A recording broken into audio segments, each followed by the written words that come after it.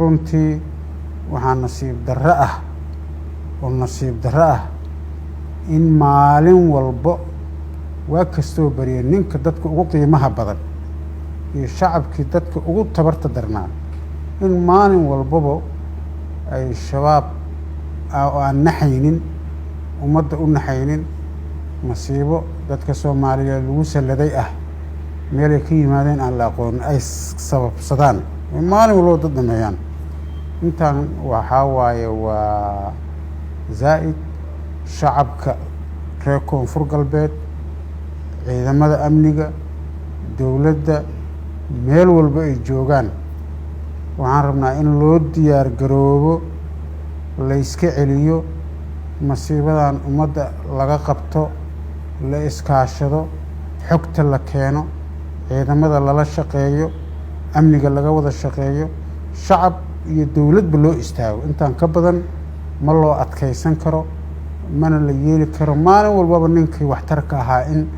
cunug yaroo la soo qalday oo isku qarxiyo oo dhibaateeyo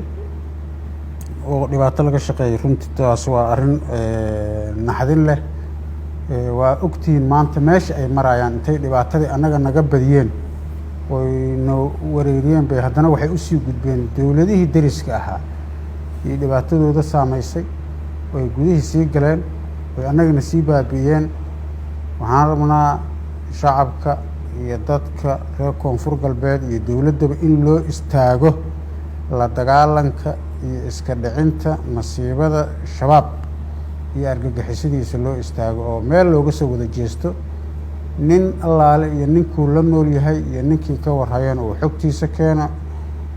meel walba jiraana loo aadaan yaan faraynaa